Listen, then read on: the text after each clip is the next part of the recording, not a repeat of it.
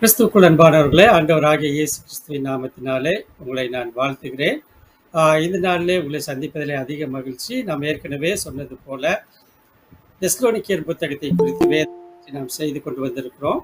ஆகவே இந்த நாளில் நாம் தெஸ்ஸலோனிக்கேயர் நிருபத்திலிருந்து அதிகாரங்களை குறித்து நாம் வேத தியானம் செய்திருக்கிறோம். நாம் ஏற்கனவே 1 தெஸ்ஸலோனிக்கேயர் 2 தெஸ்ஸலோனிக்கேயர் நிருபங்களை குறித்த ஒரு முன்னுரையை நாம் ஏற்கனவே பார்த்தோம். இப்படியாக ஓவர்வியூ என்று சொல்லி நம்ம பார்த்தோம். இந்த நாளில் நாம் தொடர்ந்து 1ஆம் அதிகாரத்தை நாம் தியானிக்க இருக்கிறோம். ஆகவே கடந்த 2 நாட்கள், கடந்த வாரத்திலே புதன் வியாழன் 2 நாட்களும் தெஸ்ஸலோனிக்கேயர் புத்தகத்தை குறித்த and overview, the book of Thessalonian and overview, தெஸ்ஸலோனிக்கேயர் நிருபம் ஒரு கண்ணோட்டம் என்கிற அமைப்பிலே நம்ம பார்த்தோம். அதற்கு 2 நாட்கள் தேவைப்பட்டது. ஆகவே இந்த நாளிலிருந்து போதுமான அளவு ஒரு இன்ட்ரோடக்ஷன் கொடுத்தபடியினாலே இன்று நாளிலிருந்து நாம் தொடர்ந்து வருகிற அதிகாரங்களை தியானிக்க இருக்கிறோம். ஆகவே இந்த நாளிலே நாம் தியானிக்க இருக்கிறது 1 தெஸ்ஸலோனிக்கேயர் புத்தகம் 1ஆம் நிருபத்தையுடைய 1ஆம் அதிகாரத்தை நாம் தியானிக்க இருக்கிறோம். அன்பானவர்களே, இந்த பைபிள் ஸ்டடியில முடிந்த அளவுக்கு ஒருவரை அதிகாரமாக நாம் தியானித்தாலும் பேசேஜ் பை பேசேஜாக இல்லாமல் வேர்ஸ் பை வேர்ட்ஸாக முடிந்தளவு வேத வியாக்கியானத்தை நான் கற்றுக் கொடுக்கும்படியாக நான் விரும்புகிறேன். ஆகவே வேதத்தை நீங்கள் பக்கத்தில் எடுத்து வைத்துக் கொள்ளுங்கள். ஒரு சில காரியங்களை நான் ஞாபகப்படுத்தி விட்டு நான் நம்முடைய அதிகாரம் 1க்குள்ளாக செல்ல இருக்கிறேன். ஆகவே இந்த நாளில் 1 தெஸ்ஸலோனிக்கேயர் புத்தகம் அதிகாரம் 1 குறித்து நாம் தியானம் பண்ண இருக்கிறோம், வேத வியாக்கியானம் செய்ய இருக்கிறோம். அதற்கு முன்பதாக ஒரு சில காரியங்களை கடந்த வாரத்தில் புதன் வியாழன் இரவு ஒரு மணி நேரம் 2 மணி நேரம் நடந்த பைபிள் ஸ்டடியில் இருந்த காரியங்கள், சொல்லிக் கொடுத்த காரியங்கள், கற்றுக்கொண்ட ஒரு சில காரியங்களை ஞாபகப்படுத்திவிட்டு அதிகாரம் 1க்கு செல்ல விரும்புகிறேன். அண்ட் ஓவர்வியூ என்று சொல்லுகிற பொழுது நாம் அறிந்த ஒன்றுதான், 1 தெஸ்ஸலோனிக்கேயர் புத்தகத்தை எழுதின ஆசிரியர் பவுல். எழுதப்பட்ட காலம் கிபி 52. அதிகாரங்கள் 5 அதிகாரங்கள் இருக்கிறது. வசனங்கள் 81 வசனங்கள் இருக்கிறது.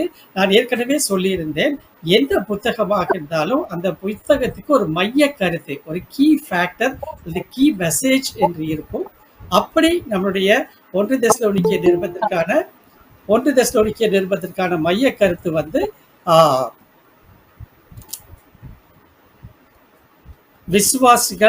விசுவாசம், நம்பிக்கை மற்றும் அன்பிலே பலப்படும்படியாக இந்த நிருபம் எழுதப்பட்டது.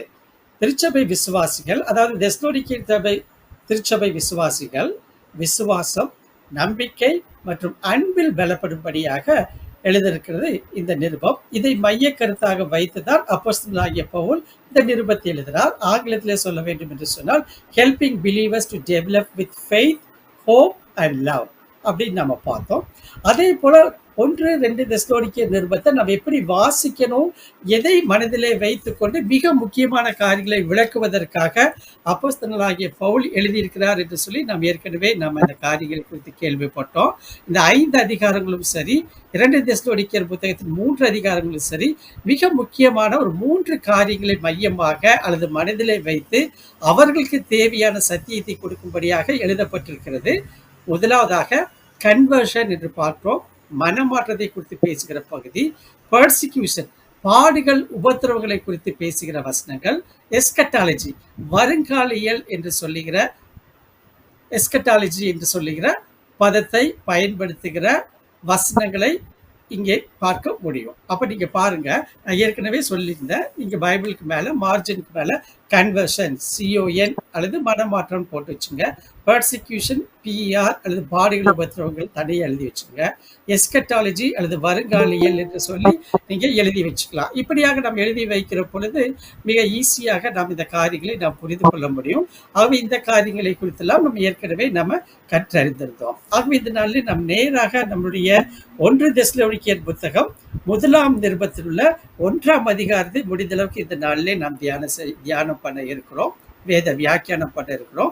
ஆகவே யாராவது ஒருவர் அன்மியூட் பண்ணிவிட்டு 1 தெஸ்ஸலோனிக்கேயர் 1ஆம் அதிகாரம் 1 முதல் 10 வசனங்களை சத்தமாக படிக்கும்படியாக அன்போடு நான் கேட்டுக்கொள்கிறேன். மீதியெல்லாம் மியூட். பவுலும் சில்வானும் தீமோத்தேயும் நம்முடைய பிதாவாகிய தேவனுக்குள்ளும் கர்த்தராகிய இயேசு கிறிஸ்துவுக்குள்ளும் இருக்கிற தெஸ்ஸலோனிக்கேயர் சபைக்கு எழுதுகிறதாவது, நம்முடைய பிதாவாகிய தேவனாலும் கர்த்தராகிய இயேசு கிறிஸ்துவினாலும் உங்களுக்கு கிருபையும் சமாதானமும் உண்டாவதாக.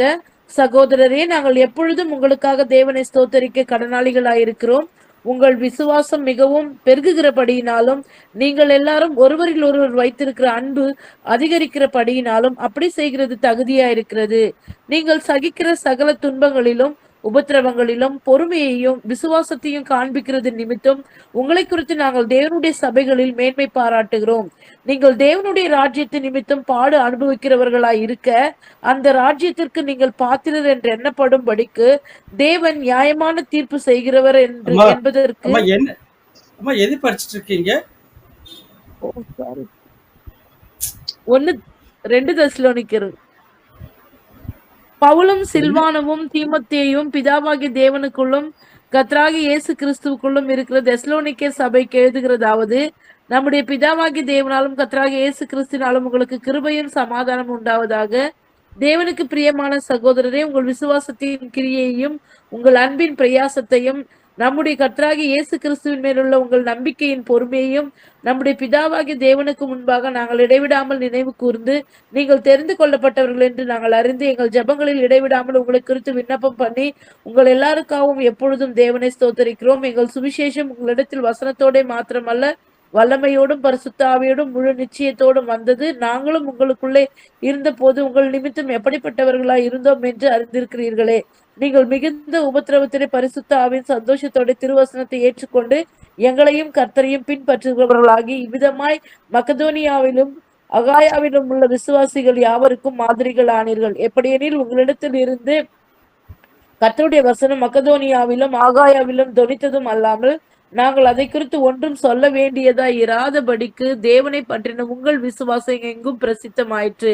ஏனெனில் அவர்கள் தாமே எங்களை குறித்து உங்களிடத்தில் நாங்கள் அடைந்த பிரவேசம் என்னதென்பதையும் ஜீவனுள்ள மெய்யான தேவனுக்கு ஊழியம் செய்வதற்கு நீங்கள் விக்கிரகங்களை விட்டு தேவனிடத்திற்கு மனம் திரும்பினதையும் அவர் மரித்தோரிலிருந்து எழும்பினவரும் இனிவரும் கோபாக்கனில் நின்று நம்மை நீங்களாக்கி ரட்சிக்கிறவருமாய் இருக்கிற அவருடைய குமாரனாகிய இயேசு பரலோகத்திலிருந்து வருவதை நீங்கள் எதிர்பார்த்து கொண்டிருக்கிறதையும் அறிவிக்கிறார்களே. இப்ப நம்ம 1 தெசலோனிக்கேயர் நிருபம் 1ஆம் அதிகாரத்தை இப்ப நம்ம வாசிக்க கேட்டோம். அந்த 1ஆம் அதிகாரத்தை குறித்த வேத விளக்கங்கள், வேத வியாக்கியானத்தை தான் நம்ம இப்ப கற்றுக்கொள்ள இருக்கிறோம். அப்ப அதற்கு முன்பதாக உங்களுக்கு ஒரு 2 அல்லது 3 நிமிஷம் நான் உங்களுக்கு தருகிறேன். ஏனென்றால் படிக்கிற பொழுதே நீங்கள் இந்த அதிகாரத்தை நீங்கள் கவனித்திருப்பீர்கள். மட்டுமல்ல, ஒரு பைபிள் ஸ்டடி என்று சொன்னாலே நிச்சயமாகவே அந்த அதிகாரம் என்ன என்று அந்த ஃபிளையர்ல போட்டிருக்கிறது. ஆகவே படித்து வந்திருப்பீர்கள் என்று சொல்லி நான் விசுவாசிக்கிறேன். ஆகவே நான் ஏற்கனவே சொன்னது போல இங்கு எந்த காரியங்களை விளக்கும்படியாக தெசலோனிக்கேயர் நிருபம் பவுலினால் எழுதப்பட்டது என்று சொன்னால், கன்வர்ஷனை பற்றி பேசுகிற, பர்சிக்யூஷன் பாடுகள் உபத்திரவங்கள் மத்தியில திருச்சபை திடப்பட ஸ்திரப்பட, வருங்காலியரை குறித்த ஆண்டவராகிய இயேசு கிறிஸ்துவின் 2ஆம் வருகை குறித்த சில தவறான புரிந்து கொள்ளுதல் இருந்தபடினாலே அதை விளக்குவதற்காக சில வசனங்களை கோர்வையாக எழுதுகிறதை நம்ம பார்க்கிறோம். அப்ப இப்ப ஒரு கிளாஸ் ஒர்க் என்னன்னு பார்த்தீங்கன்னா, 1 தெசலோனிக்கேயர் 1ஆம் அதிகாரத்தை படிச்சு எந்தெந்த வசனம் கன்வர்ஷனை பற்றி பேசுகிறதுன்னு சொன்னால் அந்த வசனத்துக்கு பக்கத்துல மனமாற்றம் அல்லது கன்வர்ஷன் எழுதி வச்சுக்கோங்க. பர்சிக்யூஷன்னா பாடுகள் உபத்திரவங்கள் மார்ஜின் எழுதி வச்சுக்கோங்க. எஸ்கட்டாலஜி வருங்காலியர். ஒரு 2 நிமிஷத்துல நீங்க இதை படிச்சு நீங்க பக்கத்துல எழுதலாம். நான் கேட்பேன். வாசிங்க பார்க்கலாம். நீங்க பாட்டுக்கு வாசிச்சுட்டே இருங்க.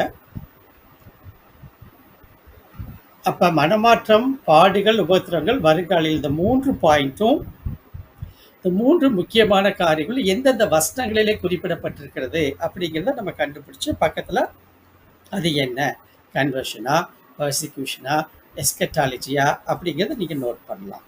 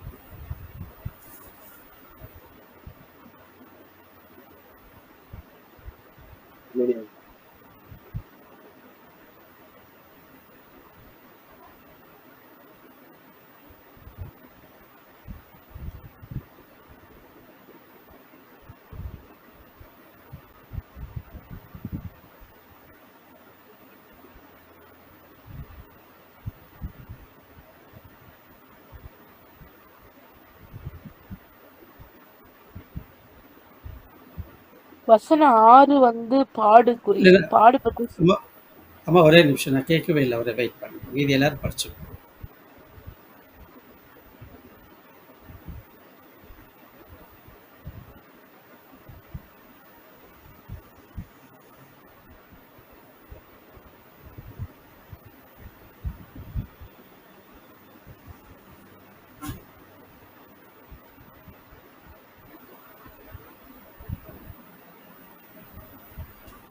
ஓகே.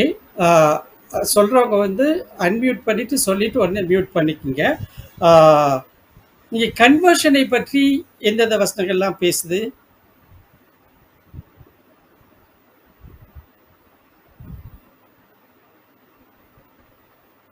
வசனம் கன்வர்ஷன் 7 7 7 9 7 9 அப்புறம் எனிதிங் அதர் தென் திஸ்? 2 ரெண்டாவது வசனம் 2 கிடையாது.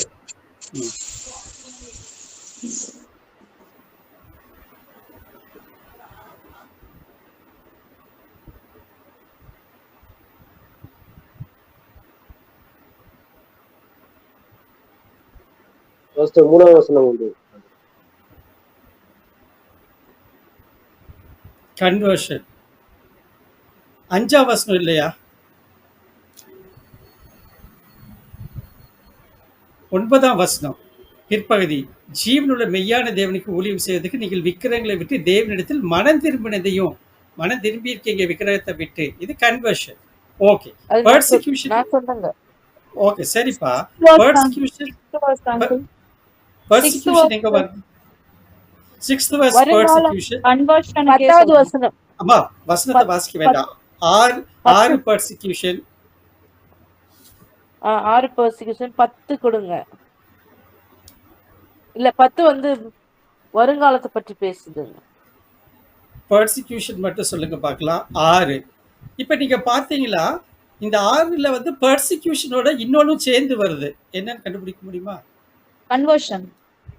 கன்வர்ஷனும் சேர்ந்து வருது. சரியா? அப்ப அந்த வருங்காலியல் எஸ்கட்டாலஜி பத்தி எந்த வசனம் பேசுது? 10. ஒரே ஒரு வசனம் 10ஆம் அதிகாரம் வந்து வருங்காலியல் அந்த எஸ்கட்டாலஜியை பத்தி பேசுகிறது. சரிங்களா? அப்படி பக்கத்துல நீங்க குறிச்சு வச்சுக்கிட்டீங்கன்னா நீங்க ஈஸியா அதை நம்ம படிக்க முடியும். சரி, அப்ப இப்ப நம்ம என்ன செய்யறோம்னா 1ஆம் அதிகாரத்தை குறித்த வேத விளக்கம் அல்லது வேத வியாக்கியானத்தை கற்றுக்கொள்ள இருக்கிறோம். முக்கியமான விஷயங்களை வந்து நீங்க எழுதியாகணும். நான் சொல்லிடுறேன், டிக்டேட் பண்றேன், மெதுவா டிக்டேட் பண்றேன், எழுதிக்குங்க. என்னன்னு கேட்டீங்கன்னா, எந்த ஒரு புத்தகத்தையாவது அல்லது எந்த ஒரு அதிகாரத்தையாவது அல்லது அதிகாரத்தில் உள்ள வசனங்களின் பகுதியாவது பேசேஜ். இப்ப ஒரு அதிகாரம் 1 முதல் 5 வசனம் ஒரு காரியங்களை பேசும், 6 முதல் 10 இன்னொரு காரியத்தை பேசும், 10 முதல் 15 வரை அந்த அதிகாரத்துல வசனங்கள் இருந்துச்சுன்னா 10 to 15 இன்னொரு விஷயங்களை பேசும். அப்ப என்னன்னு கேட்டீங்கன்னா, இந்த அவுட்லைன் என்று சொல்லுகிற பொழுது ஒவ்வொரு அதிகாரத்திற்கும் அவுட்லைன் எழுதணும், ஒவ்வொரு புத்தகத்துக்கும் கண்டிப்பா அவுட்லைன் இருக்கும். அந்த அவுட்லைன் எதை குறிக்கிறது என்று சொன்னால், ஒரு அதிகாரம் முழுவதும் உள்ள வசனங்களில பேசேஜா எதை பற்றி பேசுகிறது. Passage what I mean here is the collective of அந்த கலெக்ஷன் ஆஃப் த வேர்சஸ். சரிங்களா? வசனங்கள் சேர்ந்து இருக்கிற அந்த பேசேஜ். அப்படி பார்க்கும்போது இந்த 1 தெசலோனிக்கேயர் 1ஆம் அதிகாரத்தில் கொடுத்த அளவுக்கு 4 பேசேஜ் இதை குறித்து பேசுகிறதை நம்ம 4 பகுதிகள் பேசுகிறத பார்க்குறோம். இப்படி நீங்கள் இந்த அவுட்லைன் எழுதி வச்சு இதை பற்றி தான் பேசுதுங்கிறத தெரிஞ்சுட்டு நம்ம படித்தோம்னா மிக ஆழமாக, இன்னும் துல்லியமாக, வழி விலகி போகாம சரியான ஒரு வேத விளக்கத்தை நாம் கண்டுகொள்ள முடியும். அப்படி இல்லாதபடினாலதான் அநேக வேளைகளை தங்களுக்கு தெரிஞ்சதையெல்லாம் பேசுறது, தங்களுக்கு என்ன புரியுதோ அதை பத்தி பேசுறது, இப்படியான காரியங்களா நடைபெறுகிற காரியங்களா நம்ம பார்க்கிறோம். ஆகவே இப்ப அதிகாரம் 1 எழுதிக்கிங்க. சாப்டர் 1 அவுட்லைன், தமிழ்ல உருவரை, அதிகாரம் 1 எழுதிக்கிங்க. உருவரை போட்டுக்க, பிராக்கெட்ல அவுட்லைன் போட்டுங்க. இப்ப இந்த 4 விதமான காரியங்களை குறித்து 1 தெசலோனிக்கேயர் 1ஆம் அதிகாரம் 1 முதல் 10 வசனங்கள் பேசுகிறதை நம்ம பார்க்கிறோம். நம்பர் 1 வாழ்த்துறை, கிரீட்டிங்ஸ். வாழ்த்துறை பிராக்கெட்ல 1:1 1:1. 1ஆம் அதிகாரம் 1ஆம் வசனம். அப்ப 1 2 புள்ளி ஈஸ்ட் 1 வாழ்த்துறை. அடுத்தது 2, தெஸ்லோனிக்கேயர் திருச்சபை விசுவாசிகளின் விசுவாசம், அன்பு மற்றும் நம்பிக்கை.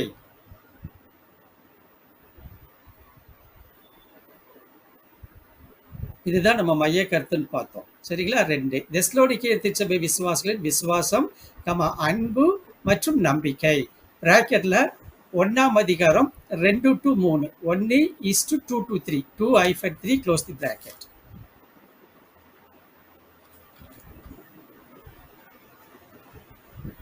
அவுட்லைன்ல 3, தேர்ட் ஹெட்டிங், தெஸ்லோனிக்கேயர் திருச்சபை விசுவாசிகளின்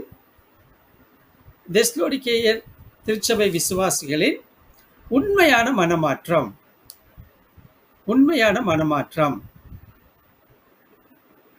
பிராக்கெட்ல 1 ஈஸ்ட் போட்டுங்க, 4 to 6, 1ஆம் அதிகாரம் 4 to 4-6, க்ளோஸ் தி பிராக்கெட். 4 முதல் 6 வசனங்கள். 4, தெஸ்லோனிக்கேயர் திருச்சபை விசுவாசிகளின் நல்ல எடுத்துக்காட்டு,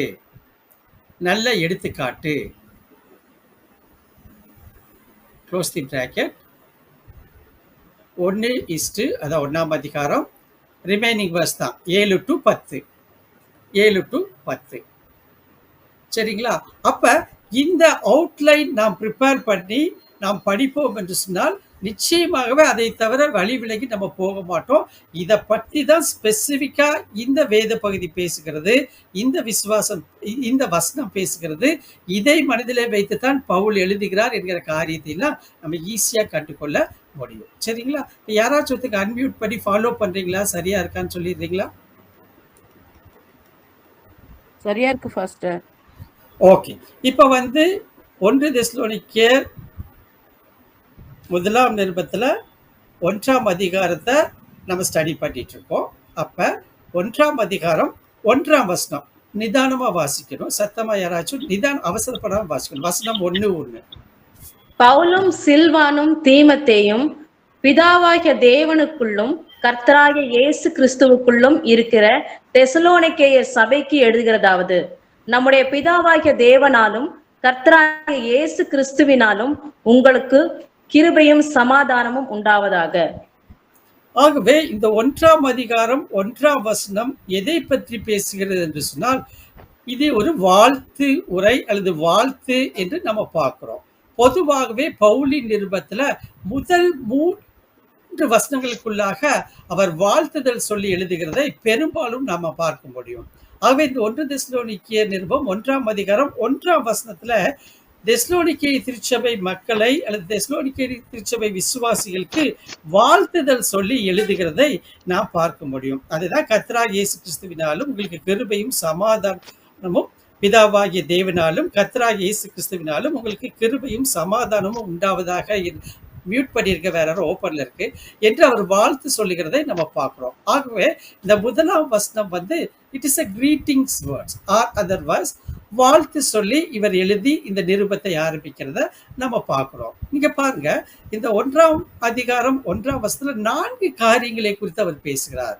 பவுல், சில்வான், தீமோத்தேயு. 1 பவுல், 2 சில்வான், 3 தீமோத்தேயு, 4 கர்த்தராகிய இயேசு கிறிஸ்துவுக்குள்ளும் இருக்கிற தெஸ்லோனிக்கேயர் சபைக்கு, அதாவது தெஸ்லோனிக்கேயர் திருச்சபை விசுவாசிகளுக்கு.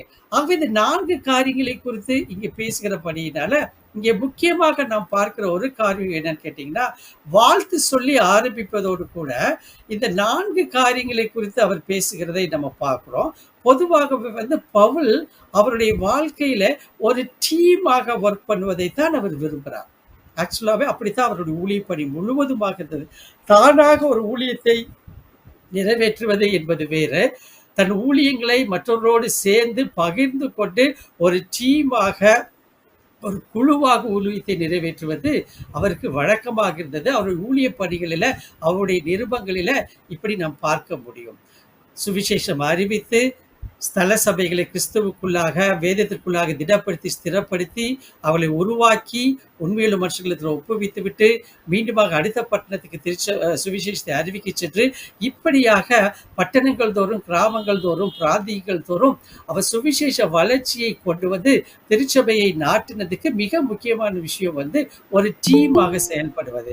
அதுக்காகத்தான் நம்ம கூட நம்முடைய மினிஸ்ட்ரி மட்டுமல்ல, நம்முடைய திருச்சபைகள் போன்ற காரியங்கள்லாம் நம்ம என்ன செய்யறோம் கேட்டீங்கன்னா, ஒரு குழுவாக ஒரு கமிட்டி இருக்கிறதை நாம் பார்க்க முடியும். ஆகவே அப்போஸ்தலனாகிய பவுலும் அப்படித்தான் செய்யறாரு. பவுலை சொல்லுகிறார், சில்வானை சொல்லுகிறார், தீமோத்தேயை சொல்கிறார். அப்ப இந்த 3 பேரும் வாழ்த்துதல் சொல்லி எழுதுகிற காரியத்தை இங்கே எழுதுகிறார். மட்டுமல்ல, இந்த 3 பேரும் பவுலுடைய உடன் ஊழியர்களாக இருக்கிறதை பார்க்க முடியும். ஆகவே எனக்கு அன்பானவர்களே, நாமும் ஒரு குழுவாக இப்ப பாருங்க, இப்ப ஏன் இந்த பைபிள் ஸ்டடி வச்சிருக்கோம்? நான் கற்றுக்கொண்டதை மற்றவர்கள் தெரிந்து கொள்ளும்படியாக, வேதத்தை இன்னும் ஆழமாக, சரியாக, சிஸ்டமேட்டிக்காக நீங்க பழகிக் கொள்வீர்கள் என்று சொன்னால், நீங்கள் இன்னும் அநேகருக்கு இதை கற்றுக் கொடுக்க முடியும், சொல்லிக் கொடுக்க முடியும். இது பல 100 பேருக்கு அது பிரயோஜனம் உள்ளதாக மாறும். சரிங்களா? ஆகவே இது லிஸ்ட் அவுட் பண்ணுகிறதை நம்ம பார்க்கிறோம். மட்டுமல்ல, ஒரு குழுவாக ஊழியத்தை நிறைவேற்றுகிறார் என்பதை இங்கு சொல்லுகிறதை நாம் பார்க்க முடிகிறது. அப்ப நீங்க தொடர்ந்து பாருங்க, என்ன செய்யறாரு? வாழ்த்து சொல்றாரு. இது அவருடைய வழக்கம். அதே போல 4 காரியங்கள் இங்கே குறிப்பிடப்படுகிறதை பார்க்கிறோம். இந்த 4 காரியங்கள் மிக முக்கியமாக பேசுகிறது. ஒரு குழுவாக ஊழியத்தை நிறைவேற்ற வேண்டும் என்று சொல்லி பவுல் செய்கிறதை நாம் பார்க்கிறோம். பவுலின் ஊழியங்கள்லாம் நீங்க பார்த்தீங்கன்னா, ஒரு உதாரணத்தை நான் உங்களுக்கு காண்பித்து கொடுக்க விரும்புகிறேன். ரோமர் கடைசி அதிகாரம் எடுத்துக்கோங்க. ரோமர் 16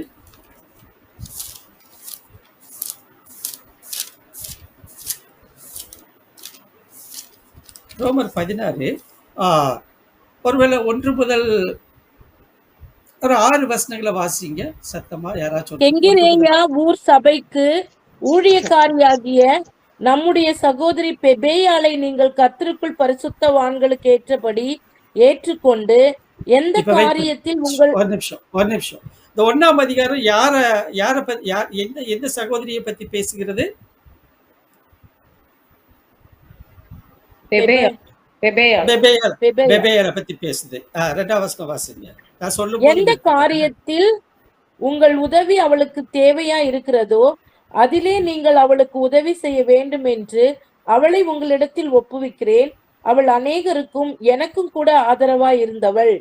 கிறிஸ்து இயேசுவுக்குள் என் உடன் வேலையாட்கள் ஆகிய பிரிஸ்கில்லாவையும் ஆக்கில்லாவையும் வாழ்த்துங்கள். அவர்கள் என்றால் அப்படி இருந்தீங்க. இப்ப இங்க யாரு 2 பெயர்கள் பத்தி குறிப்பிடுகிறாரு? Priscilla, Aquila. Priscilla, Aquila. சரியா? இப்ப 6ஆம் வசனம் வந்துருங்க. எங்களுக்காக மிகவும் பிரயாசப்பட்ட மரியாளை வாழ்த்துங்கள். இங்க யார் பேர் சொல்றாரு? மரியாளுடைய பேர். மரியாள் பேர் சொல்றாரு. ஒருவேளை எத்தனை பேர் இந்த ரோமர் 16ஆம் அதிகாரத்துல எத்தனை நபர்களுடைய பெயர்கள் குறிப்பிடப்பட்டிருக்குதுன்னு யாராச்சும் எண்ணி இருக்கீங்களா? எனிபடி? ஏறக்குறைய இந்த 16ஆம் அதிகாரத்துல வாழ்த்துதல் சொல்லி ரோமர் நிருபத்தை அப்போஸ்தலனாகிய பவுல் சொல்லுகிறார். 35 பெயர்களை அவர் குறிப்பிடுகிறதை நாம் பார்க்கிறோம். இவர்கள் எல்லாம் அப்போஸ்தலனாகிய பவுலுக்கு ஏதோ ஒரு விதத்துல ஊழியத்திலே உதவி செய்தவர்கள். ஒருவேளை சுவிசேஷம் அறிவிக்க, அல்லது அநேக இல்ல திருச்சபைகள் அவர்கள் வீட்டில் உருவாக்க, அல்லது சுவிசேஷம் மற்ற இடங்களுக்கு எடுத்து செல்ல, அல்லது அப்போஸ்தலனாகிய பவுலுக்கு தேவைகளை கண்டு கொள்ளும்படியாக பணம் அனுப்ப, உதவி செய்வ, இப்படியாக பார்க்கிற பொழுது 35 பெயர்களை அவர் குறிப்பிடுகிறதை பார்க்கிறோம். பெண்கள் பெயர்கள் மட்டும் எவ்வளவு இருக்குது தெரியுங்களா? ஆஃப்டர் 35 16 பெயர் பக்கம் இருக்கு. அப்ப இது எதுக்கு நான் உங்களுக்கு சொல்றேன் அப்படின்னு கேட்டீங்கன்னா, ஒரு குழுவாக ஊழியத்தை நிறைவேற்றுகிறது என்பது மிக மிக முக்கியம். ஏதோ நானே செய்கிறேன், எனக்கு தெரியும், எனக்கு பிடிச்சது, எனக்கு தான் ஸ்ட்ராட்டஜி தெரியும், எனக்கு தான் ஆண்டவர், தட்ஸ் குட், ஃபைன். ஆனால் ஒரு குழுவாக செய்கிற பொழுது இன்னும் எஃபெக்டிவாக, இன்னும் பிரமாதமாக செய்ய முடியும் என்பதுக்கு ஒரு சாட்சியாகத்தான் அப்போஸ்தலனாகிய பவுல் இருக்கிறதை நாம் பார்க்க முடியும். நீங்க பாருங்க, திஸ் இஸ் ஜீசஸ் மாடல். ஆண்டவராகிய இயேசு கிறிஸ்துவுடைய மாதிரி தான் இது. நமக்கு நல்லா தெரியும், ஆண்டவராகிய இயேசு கிறிஸ்து ஒரே ஒருவர் மட்டும்தான். எத்தனை சீசர்களை வைத்துக் கொண்டார்? 12. அப்ப 1 12 ஆச்சு, 12 70 ஆச்சு. சரிங்களா? 2 பேரா அனுப்புறாரு, 70 ஆச்சு. 70 பேர் பிரசங்கத்தின் மூலமா 5000 ஆச்சு, 3000 ஆச்சு. வேதம் சொல்லுகிறது இந்த கவுண்டிங் எல்லாம் தெரியாதுங்க, அவங்க அதில் முக்கியத்துவம் கொடுக்கறதில்ல. இப்படியாக அப்போஸ்தலர் நடபடிகளை எழுதுகிறார்கள். ரட்சிக்கப்பட்டவர்கள் அனுதினமும் திருச்சபையில சேர்த்து கொண்டார்களாம். ஆகவே ஒரு கூட்டாக, ஒரு குழுவாக ஒருவர் மற்றவர்களுக்கு எக்யூப் பண்ணி, எடிஃபை பண்ணி, அதைத்தான் இந்த நாள்ல அடியேன் செய்து கொண்டிருக்கிறேன். இப்படியாக நாம் செய்கிற பொழுது நாம் இன்னும் எஃபெக்டிவாக ஊழியத்தை செய்ய முடியும். அப்ப இங்க பார்த்தீங்கன்னா 3 பெயர்களை குறிப்பிடப்படுகிறதை பார்க்கிறோம். பவுல் வராரு, சில்வான் வராரு, தீமோத்தேயு வராரு. இவர்கள் மூவரும் சேர்ந்து தான் இந்த வாழ்த்துதல் செய்தியை சொல்லுகிறதை நம்ம பார்க்கிறோம். இது அவருடைய வழக்கம் என்று பார்க்கிறோம். குழுவாக ஊழியத்தை நிறைவேற்றுகிறதை பார்க்கிறோம். ஆகவே இந்த 3 பேரை பத்தி நம்ம கொஞ்சம் தெரிஞ்சுக்கிட்டோம்னா நல்லா இருக்குங்கிறதுக்காகத்தான் இதை சொல்றேன். முதலாவதாக பவுல். பவுல் யாருன்னு உங்களுக்கு தெரியும். மிக சுருக்கமாக சொல்கிறேன். பவுல் ஒரு தர்சு பட்டணத்துல வாழ்ந்த ஒரு யூதன். யூதர்கள பெற்றோருக்கு பிறந்தவர். பவுல் ரோம குடிமகன், மட்டுமல்ல கிரேக்க மொழியை நன்றாக பேசக்கூடியவன். பவுலுடைய தொழில் கூடாரம் செய்கிற தொழில். ஆகவே பவுலை குறித்து இப்போதைக்கு இது மட்டும் உங்களுக்கு தெரியுதா போதும். கூட இன்னொரு பெயர் வருகிறது, இரண்டாவதாக சில்வான். சரிங்களா? ஆக்சுவலா இந்த சில்வான் அப்படிங்கிறது ரோம பெயர்.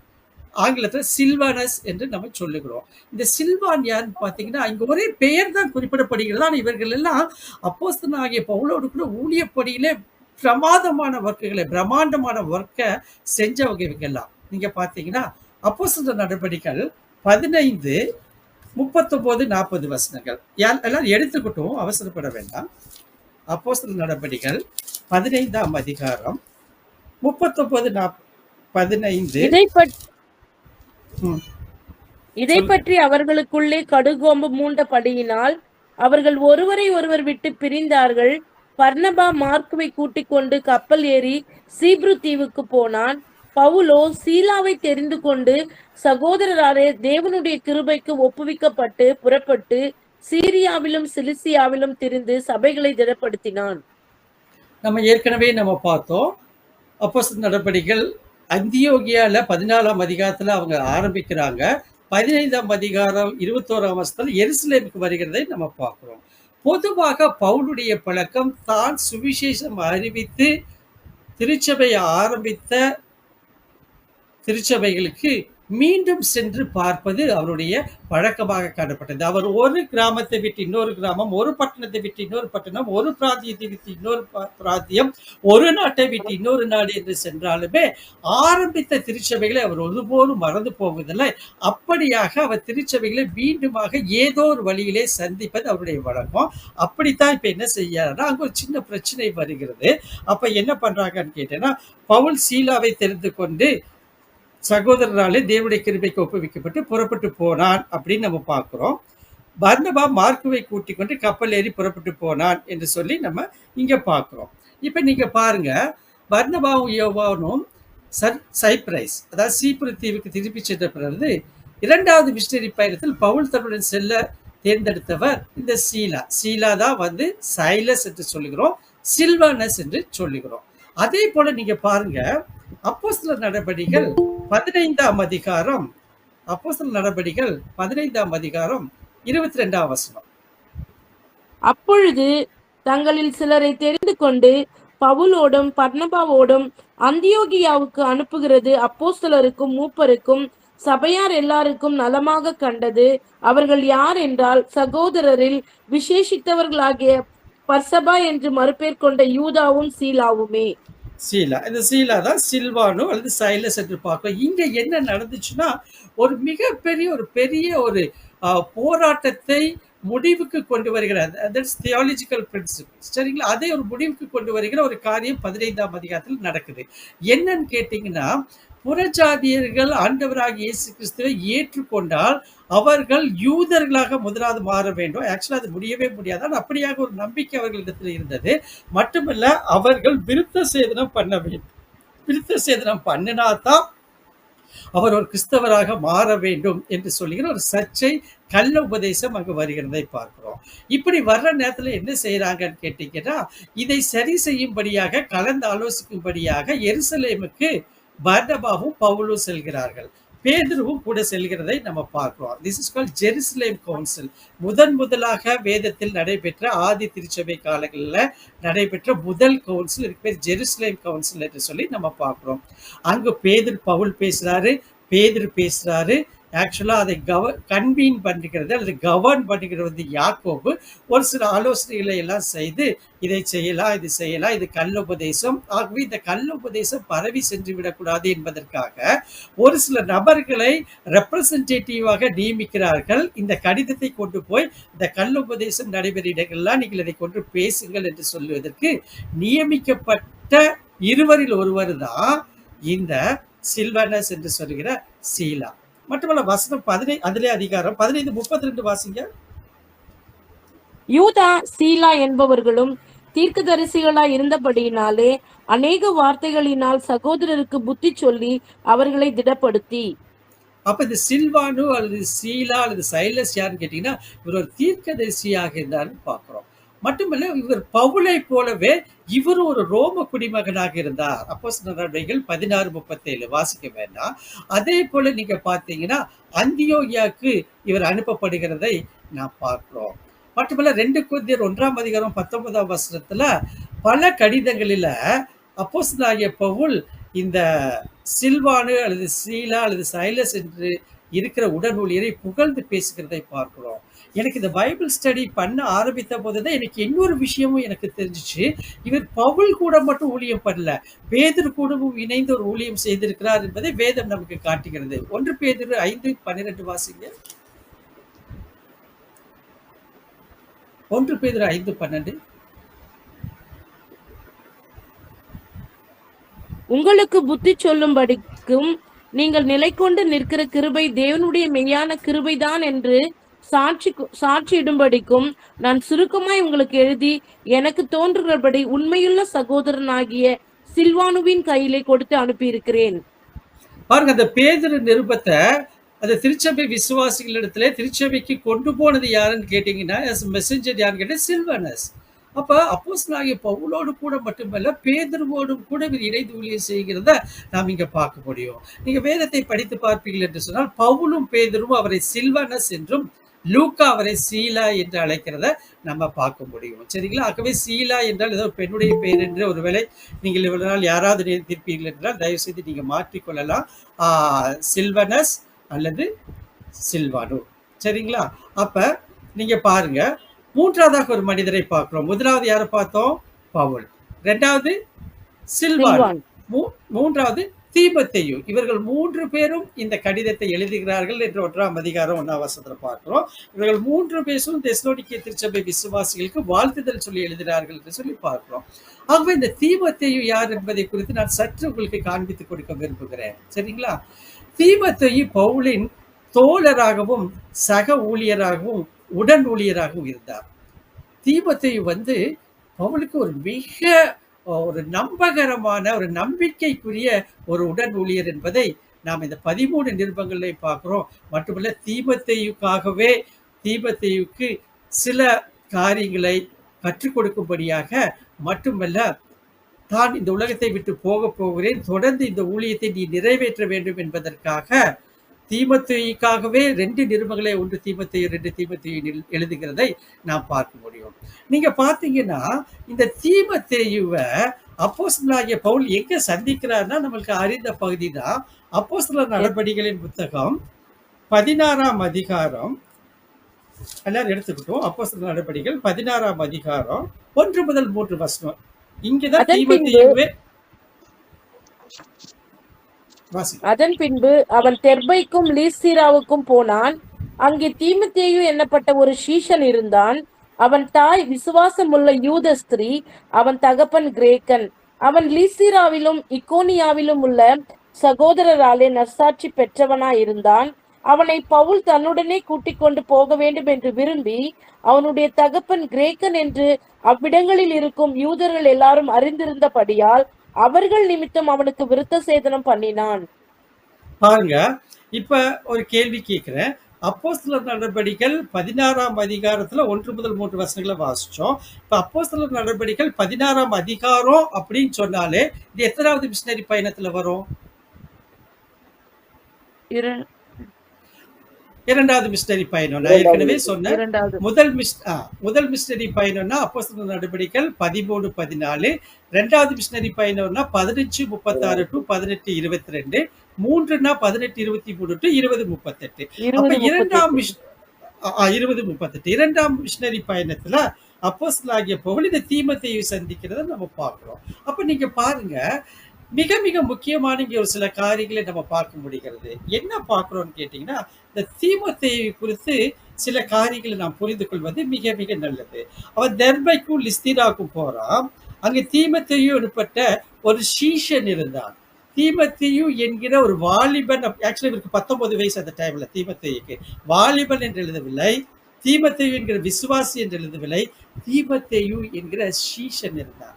என்ன அர்த்தம் கேட்டீங்கன்னா, வேதத்தை நன்றாய் அறிந்திருந்த ஒரு வாலிபன். ஏன்னா அப்போஸ்தலனாகிய பவுல் ஒருத்தர் சீஷன் சொல்றான்னா சாதாரணமா சொல்ல மாட்டார், டெஸ்ட் பண்ணியிருப்பார்.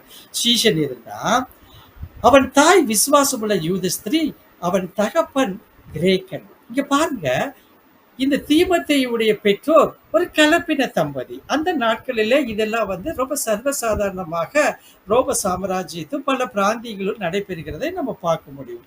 ஏன்னு கேட்டீங்கன்னா, அவன் தாய் விசுவாசம் உள்ள யூத ஸ்திரீ, அப்ப அவங்க யூதர், அவன் தகப்பன் கிரேக்கன். ஏன்னு கேட்டீங்கன்னா, அந்த நாளில ஆண்டவராகிய இயேசு கிறிஸ்து வாழ்ந்த நாளத்திலும் இந்த திருச்சபை இந்த கடிதங்கள் எல்லாம் எழுதின அந்த ஏறக்குறைய கிபி 50 அந்த காலங்களில் எல்லாம் ரோமர்கள் ஆண்டு வந்தார்கள். அப்ப இந்த ரோமர்கள் ஆண்டு வருவதற்கு முன்பதாக கிரேக்கர்கள் ஆண்டு வந்தார்கள். ஆனா நீங்க பாருங்க, ரோமர்கள் ரோமாபுரியை ஆண்டு வந்தாலுமே அன்றைய நாளிலே கிரேக்கம் தான் அவர்களுடைய அபிஷியல் லாங்குவேஜாக இருந்தது. மட்டுமல்ல, ரோமர்கள் பலவிதமான போர் போன்ற காரியங்கள் எல்லாம் அவங்க எல்லாம் பயங்கர புகழ் பெற்றவர்களாக காணப்படுவாங்க. கிரேக்கர்கள் இந்த கட்டிடக்கலையிலே மிகவும் புகழ் வாய்ந்தவர்களாக காணப்படுவார்கள். ஆகவே இதன் நிமித்தமாக என்னவோ அந்த கலப்பு திருமணம் அந்த நாட்களிலே நடந்தது. அப்போ they are neither Jew nor a Greek. அதுக்கு என்ன பேருன்னு கேட்டீங்கன்னா, இந்த கலப்பின் அவர்கள் யூதனும் அல்ல கிரேக்கனும் அல்ல. அப்படின்னா அவர்களுக்கு ஒரு பெயர் இருக்கிறது, நீங்க எழுதி வச்சுக்கோங்க. ஹெலினிஸ்ட், HELLINIST சொல்றேன், HELLINIST. அப்படி ஒரு கலப்பின தம்பதிகளுக்கு மகனாக பிறந்தவன் தான் இந்த தீமோத்தேயு. இந்த தீமோத்தேயு பத்தி பாருங்களேன், 2ஆம் வசனம் சொல்லுது, அவன் லிஸ்தீராவிலும் இக்கோனியாவிலும் சகோதரராலே நற்சாட்சி பெற்றவனாய் இருந்தான். அப்ப இதை நான் எப்படி பார்க்கிறேன்னா, பவுல் அவனை சீஷன் என்று சொல்லுகிறார். ஆகவே ஒரு தனி மனித வாழ்க்கையிலும் ஒரு சாட்சி பெற்றவனாக காணப்பட்டான்.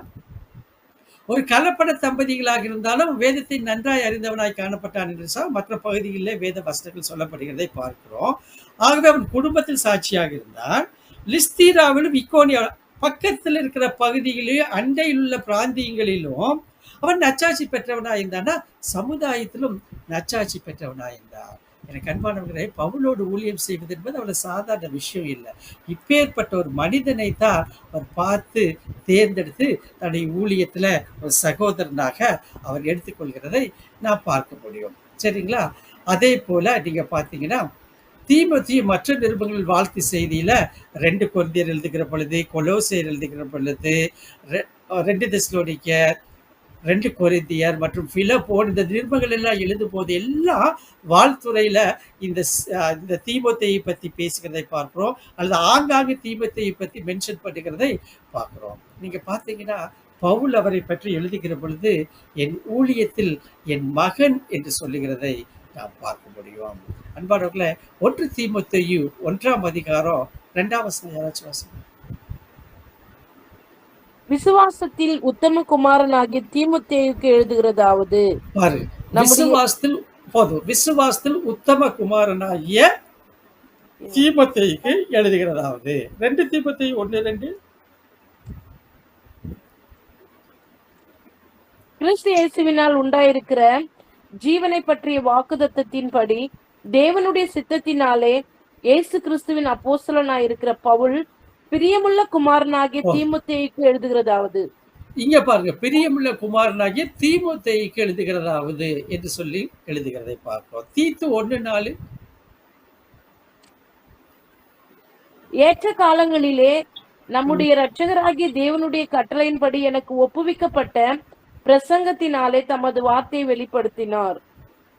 இப்ப நீங்க பாருங்க, இங்க பவுல் என்ன செய்யறான்னு கேட்டீங்கன்னா, ஒரு நம்பகமான அல்லது முற்றிலுமாக தனக்கு ஒத்துழைக்கிற மட்டுமல்ல, தன்னோடு கூட உடனுடையராக இருக்கிற இந்த தீமோத்தேயு மூலம் தான் நிறைய கடிதங்களை அவர் எழுதிக்கிற பொழுது, இவர் அவருக்கு ஆலோசனை கொடுத்து எழுத வைக்கிறதை கூட நம்ம பார்க்க முடியும். நீங்க பாருங்க, இந்த தீமோத்தேயுவை குறித்து ஏன் அவ்வளவு மெச்சிக்கொள்கிறார் அப்படின்னு பார்த்தா, இந்த தீமோத்தேயுடைய குடும்ப வளர்ப்பு, அவருடைய தாய் யூத ஸ்திரீயாக இருந்தாலும், தகப்பன் கிரேக்கனாக இருந்தாலும், ஒரு கலப்பின தம்பதியருக்கு பிறந்த மகனாக தீமோத்தேயு இருந்தாலும், அவனுடைய குடும்ப வளர்ப்பை குறித்து வேதம் ஒரு அருமையான சாட்சியை கொடுக்கிறது. மட்டுமல்ல, இந்த சாட்சியை பவுலினாலே கொடுக்கப்படுகிறதை நாம் பார்க்க முடியும். பாருங்க, 1 தீமோத்தேயு எடுத்துக்கொள்ளுங்க. 1ஆம் அதிகாரம்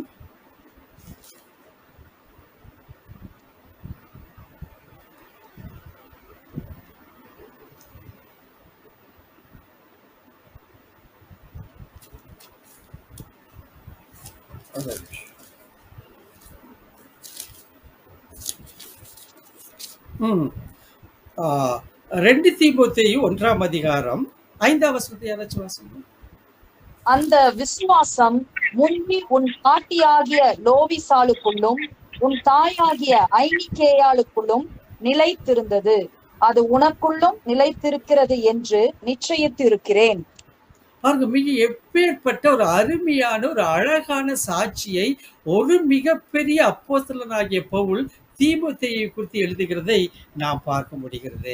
ஐயா, நீ ஏன் தனி மனித வாழ்க்கையிலும் குடும்பத்திலும் அண்டை இருக்கிற பிராந்தியங்களிலும் சமுதாயத்திலும் நச்சாட்சி பெற்றவனா நீ இருக்கிற அப்படின்னா அதுக்கு என்ன காரணம் தெரியுங்களா? அவர் சொல்றாரு, அந்த விசுவாசம், அதாவது உன்னிடத்தில் காணப்படுகிற இந்த விசுவாசம் முந்தி உன் பாட்டியாகிய லோவிசாளுக்குள் இருந்துச்சு, லோவிசாலின் மகளாகிய ஐனிக்கேயாளுக்குள் இருக்குது, இப்ப அது உனக்குள்ளும் நிலைத்திருக்கிறது என்று நிச்சயித்திருக்கிறேன். அல்லேலூயா. எப்பேற்பட்ட குடும்பம் பாருங்க. நம்மை குறித்து இப்படி ஒரு சாட்சி சொல்ல முடியுமா? என்னுடைய தாய், அவருடைய விசுவாசம், என்னுடைய தாயினுடைய தாய், அவர்களுடைய விசுவாசம் என் தாய்க்கு, என்னுடைய தாயின் விசுவாசம் எனக்கு, என்னுடைய விசுவாசம் என்னுடைய பிள்ளைகளுக்கு. இன்னொரு அருமையான ஒரு குடும்பத்தை இங்கே பார்க்கிறோம். அந்த குடும்பத்தில் வந்த அந்த தீமோத்தேயு அப்பேற்பட்ட மனிதனாக இருந்தபடியினால்தான் அநேக இடங்களுக்கு பவுலோடு கூட பிரயாணம் பண்ணி ஊழியத்தை நிறைவேற்றி இன்றளவும் திருச்சபை என்கிற ஒன்று வளர்ந்து பெருகிறதுக்கு காரணமாக இருந்த ஒரு வாலிபன். சரியாக 19 வயதுல அவன் தெரிவு செய்யப்படுகிறதை பார்க்கிறோம். இன்னொரு சாட்சி பாருங்க, 2 தீமோத்தேயு 3ஆம் அதிகாரம் 15ஆம் வசனம். கிறிஸ்து இயேசுவை பற்றும் விசுவாசத்தினாலே உன்னை ரட்சிப்புக்கு ஏற்ற ஞானமுள்ளவனாகத்தக்க பரிசுத்த வேத எழுத்துக்களை நீ சிறுவயது முதல் அறிந்தவன் என்றும் உனக்கு தெரியும். பாருங்க, பரிசுத்த வேத எழுத்துக்களை நீ சிறு வயது முதல் அறிந்தவன் என்றும் உனக்கு தெரியும். நம்முடைய பிள்ளைகளை பார்த்து யாராச்சும் சாட்சி கொடுக்க முடியுமா? ஒரு மிகப்பெரிய அப்போஸ்தலன் பவுல்ங்க, அவர் இப்படி ஒரு சாட்சி கொடுக்கிறார்னு சொன்னா எப்படி அவன் வேத எழுத்துக்களை கற்றவனா இருப்பான், எப்படி வேத வாக்கியங்களை கற்றிருக்கிறான் என்பது பெரிய விஷயம் இல்லை, அதெல்லாம் பவுல்கிட்ட ஒத்தே வராது. அவனுடைய குணாதிசயங்கள் எப்படி அவன் வேதத்துக்கு கீழ்ப்படிந்து அவன் தனிப்பட்ட வாழ்க்கையிலும் குடும்பத்திலும் திருச்சபையிலும் சமுதாயத்திலும் நடந்து கொள்கிறான் என்பதை பார்த்தபடியினாலதான் இங்க எழுதுகிறதை நாம் பார்க்க முடியும். எனக்கு அன்பானவர்களை, 4ஆவதாக 1ஆம் வசனத்துல, அதாவது 1 தெசலோனிக்கேயர் 1ஆம் வசனத்தினுடைய 4வது பகுதி, முதல் பவுல், 2 சில்வான், 3 தீமோத்தேயு, 4ஆவதாக தெசலோனிக்கே சபைக்கு எழுதுகிறதாவது. இப்ப 4ஆவதாக இருக்கிற இயேசு கிறிஸ்துவுக்குள்ளும் இருக்கிற தெசலோனிக்கேயே சபை என்று எழுதுகிறதை நாம் பார்க்க முடியும். எனக்கு அன்பானவர்களே, ஏன் ஒவ்வொரு வசனத்தை குறித்தும் நாம் சற்று ஆழமாக படிக்கிறோம் என்று சொன்னால், இதை போன்று நீங்கள் படிக்க பழகி கொள்ள வேண்டும் என்பதுதான் என்னுடைய விஷயம். கால நேரம் நமக்கு முக்கியம் இல்லை, நான் சரியான நேரத்துக்கு நான் முடித்து விடுவேன். ஆனால் எவ்வளவு ஆழமாக வேதத்தை நாம் கற்றறிய வேண்டுமோ அப்படி கற்றுக்கொள்கிற பொழுது நிச்சயமாகவே நம்முடைய ஆவிக்குரிய வாழ்க்கையில வளருவதற்கு அது பிரயோஜனமா இருக்கும். ஒரு டிஸ்க்ளைமரை நான் உங்களுக்கு கொடுக்க விரும்புகிறேன். ஏதோ இந்த ஸ்டடியில வருகிறபடியினாலே நான் ஆவிக்குரிய என்னுடைய வேத அறிவிலே நான் இன்னும் தீரினவனாக மாறப்போகிறேன். ஏதோ ஒரு இறையில் ஒரு மேதாவித்தனத்தை நான் பெற்றுக்கொள்ளப் போகிறேன். இன்னுமாக நான் நிறையா வெளிப்பாடுகளை பெற்றுக்கொள்ளப் போகிறேன். அப்படிலாம் கிடையாதுங்க. இந்த ஆன்லைன் பைபிள் ஸ்டடி எதுக்கு தெரியுங்களா? இன்னும் வேதத்தை நான் அதிகமாக கற்றுக்கொள்வேன். இன்னும் வேதத்தில் கற்றுக்கொள்கிற காரியங்களில் அதிகமாக கீழ்ப்படிவேன். இன்னும் அதிகமாக கிறிஸ்துவை நான் நெருங்கி சேர விரும்புகிறேன். இன்னும் அதிகமாக கிறிஸ்துவை என்னுடைய வாழ்க்கையிலே வெளிக்காட்ட என்னை காண்கிறவர்கள் என்னிலே கிறிஸ்துவை காணும்படியாக இந்த வேத வசனங்கள் எனக்கு உதவி செய்ய வேண்டும் என்கிற அர்ப்பணிப்போடு நீங்கள் கடந்து கொள்கிற பொழுது நிச்சயமாகவே ஆண்டவர் உங்களையும் என்னையும் பயன்படுத்த வல்லவராயிருக்கிறார் என்பதை நீங்கள் அறிந்து கொள்ள வேண்டும். இப்ப நீங்க பாருங்க, இயேசு கிறிஸ்துவுக்குள்ளும் இருக்கிற தெசலோனிக்கே சபை என்று சொல்லி மிக தீர்க்கமாக எழுதுகிறதை நாம் பார்க்க முடியும். நீங்க பாருங்க, அப்போஸ்தலர் நடபடிகள்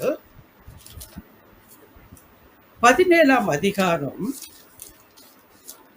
அப்போஸ்தலர் நடபடிகள் 17ஆம் அதிகாரம். நம்ம ஏற்கனவே இந்த அதிகாரத்தை குறித்து நன்றாக நாம ஓவர்வியூலேயே நம்ம பார்த்து விட்டோம். எப்படி தெசலோனிக்கே திருச்சபை உருவான வரலாறை குறித்து அப்போஸ்தலர் நடபடிகள் 17ஆம் அதிகாரம் 1 முதல் 10 வசனங்களை நம்ம பார்த்தோம். ஒரே ஒரு கேள்வி மட்டும் நான் கேட்டுக்கிறேன். யாரு வீட்டுல அந்த திருச்சபை கூடியது? தெசலோனிக்கே திருச்சபை யாசோன் வீட்டுல. தேங்க்யூ. ஜேசன் வீட்டுல, யாசோன் வீட்டுல கூடிச்சு அப்படின்னு நம்ம பார்க்கிறோம். 2ஆம் வசனம் வாசிங்க. அப்போஸ்தலர் நடபடிகள் 17:2. பவுல் தன் வழக்கத்தின்படியே அவர்களிடத்தில் போய் 3 ஓய்வு நாட்களில் வேத வாக்கியங்களின் நியாயங்களை எடுத்து அவர்களுடனே சம்பாஷித்து. பாருங்க, தெசலோனிக்கே திருச்சபையில பவுல் தங்கின நாட்கள் மட்டுமல்ல, பிரசங்கித்த நாட்கள் என்று சொன்னால் 3 ஓய்வு நாட்கள், ஏறக்குறைய 21 days, ஹார்ட்லி 21 days. 21 நாளுக்குள்ள எப்படியாக அந்த சுவிசேஷத்தை அவர்களுக்கு விளக்கி சொல்லி அநேகரை ஆண்டவருக்குள்ளாக வழி நடத்தும்படியாக, என்ன விஷயம் தெரியுங்களா? 6ஆம் வசனத்தின் பிற்பகுதி சொல்லுது, உலகத்தை கலைக்கிறவர்கள் இங்கே வந்து விட்டார்கள் என்று சொல்லுகிற பெயரை பெறும் அளவுக்கு அங்கே அந்த ஊழியத்தை நிறைவேற்றுகிறார். எனக்கு அன்பானவர்களை, இங்க பாருங்க, மிக அழகாக லூக்கா எழுதுகிறதை நாம் பார்க்க முடிகிறது. என்ன பண்றாருன்னா, லூக்கா எழுதுகிறதை நாம் பார்க்க முடிகிறது. என்ன சொல்றாரு? இயேசு கிறிஸ்துவுக்குள்ளும் இருக்கிற தெசலோனிக்கேய திருச்சபை, இயேசு கிறிஸ்துவுக்குள்ளும் இருக்கிற தெசலோனிக்கேய திருச்சபை என்று சொல்லி எழுதுகிறதை நாம் பார்க்க முடிகிறது. அன்பானவர்களை, நீங்க யோசிச்சு பாருங்க, இயேசு கிறிஸ்துவுக்குள்ளும் இருக்கிற திருச்சபை என்று அவர் சொல்லுகிறதை நாம் பார்க்கிற பொழுது நாம் நன்றாக அறிந்திருக்கிறோம். அப்போஸ்தலர் நடபடிகள் 17ஆம் அதிகாரம் 2ஆம் வசனத்தின்படியாக 21 நாட்கள் அவர் தங்கியிருக்கிறார். அவ்வளவுதான். 21 daysல அவர் சுவிசேஷத்தை அறிவித்து, மிக முக்கியமாக 4ஆம் வசனம், அவர்களில் சிலரும், அந்த சிலர் யாரு நான் முதலே காட்டி கொடுத்திருந்த பக்தியுள்ள கிரேக்கர்கள் திரளான ஜனங்களும் கனம்பொருந்திய ஸ்திரீகளும் அநேகரும் விசுவாசித்து பவுலையும் சீலாவையும் சேர்த்து கொண்டார்கள். பட்டணத்துக்கு இழுத்து கொண்டு வந்து அவர்களை அடிக்கும்படியாக, ஜாமீன் வாங்கும்படியாக, அவர்கள் கிறிஸ்துவுக்குள்ளாக வளர்ந்து சாட்சியா இருக்கிற திருச்சபையாக 21 நாட்களுக்குள்ளே அது வளர்ந்து பெறுகிறதை நாம் பார்க்க முடியும். அநேக ஆண்டுகள், டிகேட்ஸ் டுகெதர், ஏன் செஞ்சுரிஸ் டுகெதர், திருச்சபைகளை ஒரு கிறிஸ்துவுக்குள்ளான திருச்சபை என்று நாம் பார்க்கிறதற்கு காலங்கள் போதவில்லை. அநேக இடங்களில் இப்படியான ஒரு சாட்சியை நாம் கேட்க போவதும் இல்லை, கேட்டுக்கொண்டிருக்கிறதும் இல்லை. ஆனா பாருங்க, 21 நாட்களில் உலகத்தை கலக்கிறவர்கள் இங்கே வந்து விட்டார்கள் என்கிற அந்த ரோம சாம்ராஜ்யத்துல தெசலோனிக்கே பட்டணத்தின் சிறப்பம்சங்கள் எல்லாம் நான் உங்களுக்கு சொல்லி கொடுத்து விட்டேன். அப்பேற்பட்ட இடத்துல 21 daysல இவர்கள் இதை செய்து முடித்து இப்படியாக அந்த திருச்சபைக்கு ஒரு பெயரையும் கொடுக்கிறார்கள். என்ன பெயர்னா, கிறிஸ்துவுக்குள்ளான திருச்சபை என்று சொல்லி. எனக்கு அன்பானவர்களே, இந்த நாளில் 1 தெசலோனிக்கே நிருபம் 1ஆம் அதிகாரம் ஒரே ஒரு வசனத்தை மட்டும்தான் நம்மால் தியானிக்க முடிந்தது. ஒரு வாழ்த்துதல் கூறி எழுதுகிறதை நாம் பார்க்கிறோம். பொதுவாகவே இது பவுலின் பழக்கம். தன்னுடைய கடிதத்திலே முதலாவதாக வாழ்த்துதல் சொல்லி எழுதுகிறதை பார்க்கிறோம். 4 காரியங்களை அவர் லிஸ்ட் அவுட் பண்ணுகிறார். பவுல், சில்வான், தீமத்தேயு மட்டுமல்ல, கிறிஸ்துவுக்குள்ளும் இருக்கிற திருச்சபை, கிறிஸ்துவுக்குள்ளாக இருக்கிற திருச்சபை, கிறிஸ்துவுக்குள்ளாக இருக்கிற திருச்சபை என்று சொல்லி அவர் சாட்சி கொடுக்கிறதை நாம் பார்க்க முடியும். மட்டுமல்ல, பவுல் பொதுவாகவே ஒரு உடன் ஊழியர்களை சேர்த்து அநேகரை கிறிஸ்துவுக்குள்ளாக திடப்படுத்தி ஸ்திரப்படுத்தி ஒரு குழுவாக ஊழியத்தை நிறைவேற்றுவதில் ஒரு மாடலாக நமக்கு இருக்கிறதை பார்க்கிறோம். ஏனென்றால் இது இயேசு கிறிஸ்துவின் மாதிரி. அந்த 3 பேர் யார் என்று சொல்லி நாம் சற்று விளக்கமாக இந்த நாளிலே பார்த்தோம். பவுல், சில்வான் மட்டுமல்ல தீமத்தேயு என்று நம்ம பார்த்தோம். மட்டுமல்ல, தீமத்தேயு குறித்து தொடர்ந்து நம்ம அநேக காரியங்களை குறித்து பார்த்தோம். தீமத்தேயு எப்படியாக ஒரு தனி மனித வாழ்க்கையில, குடும்ப வாழ்க்கையில, மற்ற சமுதாய வாழ்க்கையில ஒரு சாட்சியுள்ள மனிதனாக காணப்பட்டார் என்று பார்க்கிறோம். ஒரு 21 days, ஒரு 3 weeks, ஒரு 3 வாரம் இருந்த இடத்துல திருச்சபையை எவ்வளவு அழகாக பவுல் தன்னுடைய விசுவாசத்தின் நிமித்தமாக இயேசு கிறிஸ்துவை அவர் அழகாக சுவிசேஷத்தை அறிவித்து அந்த மக்களை திடப்படுத்தி ஸ்திரப்படுத்தி தன்னுடைய கடிதத்துல மிக குறிப்பாக மட்டுமல்ல கான்பிடென்டா எழுதுறாரு. இயேசு கிறிஸ்துவுக்குள்ளும் இருக்கிற தெசலோனிக்கே சபை என்ற சபை பெயர் பெறுகிறதை நாம் பார்க்க முடியும். அதை மறக்காமல் தன்னுடைய கடிதத்துல அவர்களை உற்சாகப்படுத்தும்படியாக, அவர்களுடைய விசுவாசத்தை வர்த்திக்க செய்யும்படியாக அப்போஸ்தலனாகிய பவுல் எழுதுகிறதை நாம் பார்க்க முடியும். என கண்பானவர்களே, ஆதி திருச்சபை, 1ஆம் நூற்றாண்டு திருச்சபை இப்படியெல்லாம் சாட்சிகளாக இருந்தபடியினால்தான் அநேக உபத்திரவங்கள், போராட்டங்கள், பிரச்சனைகள், துன்புறுத்தல்கள், பாடுகள், பர்சிக்யூஷன் மத்தியில வளர்ந்து பெருகிற்று என்பதற்கு தெசலோனிக்கே திருச்சபையும் ஒரு காரணம். தெசலோனிக்கே திருச்சபையும் ஒரு முன்மாதிரி என்பதை விளக்குவதற்காக அப்போஸ்தலனாகிய பவுல் இங்கே இந்த 1ஆம் வசனத்துல அந்த திருச்சபையை மெச்சி எழுதுகிறதை பார்க்கிறோம். மட்டுமல்ல, வாழ்த்துதல் சொல்லி முடிக்கிறதை நாம் பார்க்கிறோம். என கண்பானவர்களே, இன்றைய நாளில் 1 தெசலோனிக்கே நிருபம் 1ஆம் அதிகாரம் ஒரே ஒரு வசனம், முதல் வசனத்தை மட்டும் தியானிக்க தேவன் நமக்கு கிருபை செய்தார். ஆகவே தொடர்ந்து இந்த வசனங்கள் எல்லாம் நீங்க படிச்சு பாருங்க. நாளை தினத்திலே வருகிற பொழுது தொடர்ந்து 1ஆம் அதிகாரம் 2ஆம் வசனத்திலிருந்து எவ்வளவு முடியுமோ அவ்வளோ நாம் தொடர்ந்து வேத தியானத்திற்குள்ளாக கடந்து வர இருக்கிறோம். ஆகவே நீங்கள் முன்னதாகவே படித்து விட்டு வருவீர்கள் என்று சொன்னால் நான் சொல்லுகிற காரியங்கள் எல்லாம் மிக எளிதாக நீங்கள் புரிந்து கொள்ள முடியும். அதே போல 1 தெசலோனிக்கே நிருபம் 1ஆம் அதிகாரத்தில் இருக்கிற 1ஆம் நிருபத்தில் இருக்கிற 5 அதிகாரங்களிலும் நான் அப்பப்ப கேட்பேன். 2ஆம் அதிகாரம் 3, 4, 5 அதிகாரங்களையும் நீங்கள் மீண்டும் மீண்டுமாக வாசித்து எங்கெங்கெல்லாம் கன்வர்ஷன் வருகிறது, மனமாற்றம் சைடில் மார்ஜினில் நீங்கள் எழுதி வச்சுக்கோங்க. பர்சிக்யூஷன், பாடுகள், உபத்திரவங்கள், துன்புறுத்தல்களை பற்றி எந்த வசனம் பேசுகிறது எழுதி வைங்க.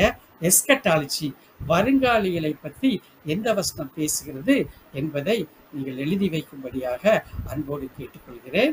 ஆகவே இன்றைய நாளில் கற்றுக்கொண்ட சத்தியங்களை நிலைநிறுக்க இன்னும் நம்மை நாமே நம்முடைய தனிப்பட்ட வாழ்க்கை, குடும்ப வாழ்க்கை, திருச்சபை வாழ்க்கை, சமுதாய வாழ்க்கையை ஆராய்ந்து பார்த்து சீர்படுத்த வேண்டிய காரியங்களை நம்மை நாமே நிதானித்து சீர்படுத்தி ஆண்டவருக்கு பிரியமாய் வாழுகிற பொழுது உங்களை கொண்டு அநேகரை கர்த்தர் ஆசீர்வாதத்தின் வாய்க்காலாக மாற்றுவார் என்பதில் எந்தவித சந்தேகமும் இல்லை.